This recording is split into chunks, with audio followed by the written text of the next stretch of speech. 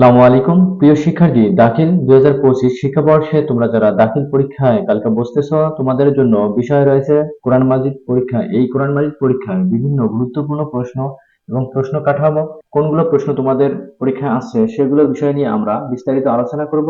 এজন্য তোমাদের পুরো ভিডিওটি শুরু থেকে শেষ পর্যন্ত না টেনে দেখতে হবে, তাহলে তুমি কোন প্রশ্নগুলো পরীক্ষায় আসছে সেগুলো জানতে পারবা এবং প্রশ্ন কাঠামো কিভাবে তোমরা প্রশ্নগুলোর অ্যান্সার করলে ভালো একটি নম্বর পাবা সে বিষয়ে আমরা এই ভিডিওতে আলোচনা করব।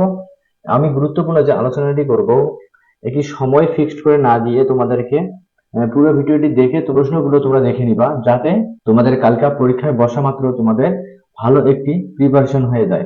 দেখা যাক প্রশ্ন কাঠামো এবং প্রশ্নের ধরন সম্পর্কে। প্রথমে আমরা দেখব দাখিল পরীক্ষা 2025-এর কিছু গুরুত্বপূর্ণ প্রশ্ন।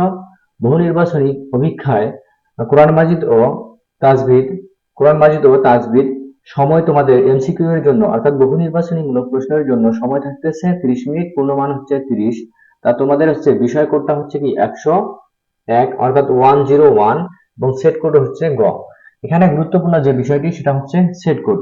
তোমরা যদি কখনো সেট কোড লিখতে ভুলে যাও, তাহলে তোমাদের রেজাল্ট কিন্তু আসবে না। এজন্য প্রতি তোমাদের গুরুত্ব দিতে হবে, গুরুত্ব দিয়ে তোমরা সেট কোডটি মিশিয়ে দিবে। প্রথমে এমসিকিউ লেখার ক্ষেত্রে অবশ্যই সেট কোডটি তোমরা কি করবা, মিশিয়ে দিবা। তা আমরা সেট কোড কিভাবে কোথায় পাবো, কোথায় মিশাইতে হবে সে বিষয়টি আমি বলে দিচ্ছি তোমাদের এখানে।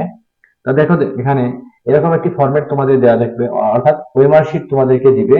এখানে বলা হয় ওয়েমার শিট, অর্থাৎ উত্তরপত্র এটাকে বলা হয়। তা উত্তরপত্রে তোমাদের এখানে দেখো প্রথমে দেওয়া আছে রোল নম্বর, এরপরে দেওয়া আছে রেজিস্ট্রেশন নম্বর। তা তোমরা এখানে রোল নম্বর গুলো এই জায়গায় লিখে দিবা, দেওয়ার পরে সংখ্যা অনুযায়ী এখানে তোমরা সংখ্যাগুলো ভরাট করে দিবা, অর্থাৎ এই সংখ্যাগুলোর ঘরগুলো ভরাট করে দিয়ে দিবা। অর্থাৎ যদি এখানে 1 হয় তাহলে 1 এর জায়গায় তোমরা কি করবা, অর্থাৎ এখানে যদি মনে করো 4 হয় তাহলে 4 ঘরটি আমরা পূরণ করে দেবো। এখানে যদি 5 হয় এখানে 5 এর ঘরটি পূরণ করে দেবো। এখানে যদি 1 হয় তাহলে 1 এর ঘরটি আমরা কি করব, পূরণ করে দেবো। 0 হলে উপরের ঘরটি আমরা পূরণ করে দেবো। এভাবে আমরা রেজিস্ট্রেশন এবং রোল নম্বরের ঘরগুলো পূরণ করবো। একইভাবে সেট কোড এবং বিষয় কোড তো আমরা বললাম 101। তাহলে আমরা প্রথমে 1 ঘরটি পূরণ করে 0 ঘরটি ভরাট করে দেবো উপর থেকে, তারপর 1 ঘরটি আমরা আবারও ভরাট করে দেবো। দেওয়ার পরে আমাদের সেট কোড, এখানে বলা হয়েছে সেট কোড কি, যে আমরা সেট কোডটা এখানে লিখে দেবো। সে প্রশ্নের যে সেট কোডটি রয়েছে এখানে হচ্ছে গ। তা আমরা এখানে সেট কোড গ লিখবো। লেখার পরে এরপরে আমরা গ ঘরটি ভরাট করে দেবো, এভাবে ভরাট করে দেব। দেওয়ার পরে এখানে আমাদের কোনো কাজ নেই। তা আমরা অবাঞ্ছিত কোনো কিছু এখানে লিখবো না।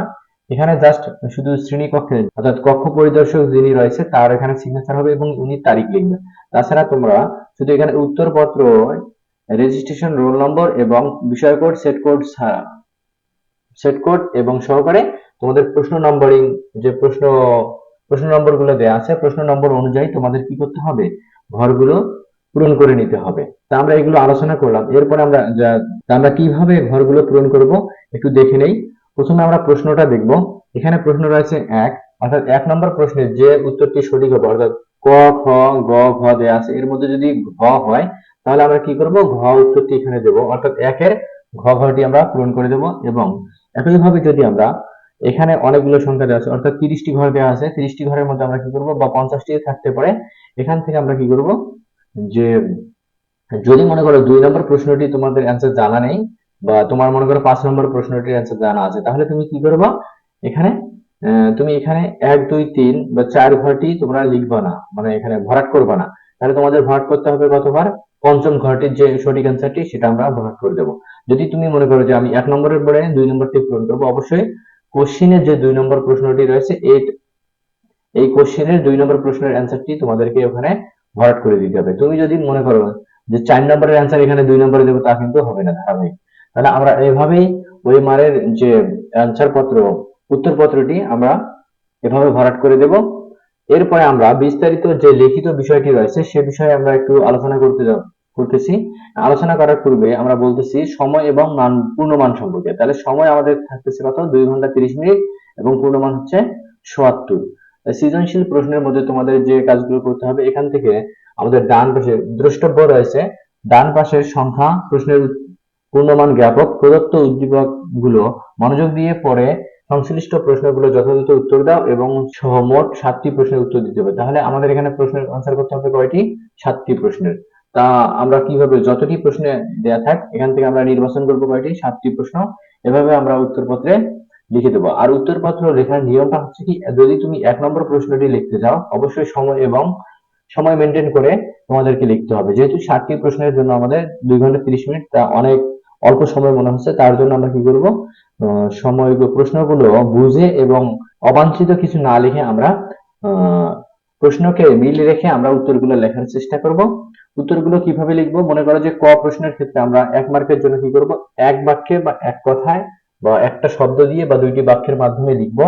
এরপরে খ নম্বর প্রশ্নটির অ্যান্সার করবো আমরা 4 থেকে 5টি সেন্টেন্সের মাধ্যমে। গ নম্বর প্রশ্নটির অ্যান্সার করবো আমরা 1 পৃষ্ঠা বা হাফ পৃষ্ঠা বা 1.5 পৃষ্ঠা যাব না আমরা, সর্বোচ্চ 1 পৃষ্ঠার মধ্যে সীমাবদ্ধ রাখবো। এরপরে ঘ নম্বর প্রশ্নটি হচ্ছে আমরা 1.5 পৃষ্ঠার মধ্যে সীমাবদ্ধ রাখবো, অর্থাৎ গুরুত্বপূর্ণ যে কথাগুলো সেগুলো আমরা লিখে উত্তরটি সম্পূর্ণ করব।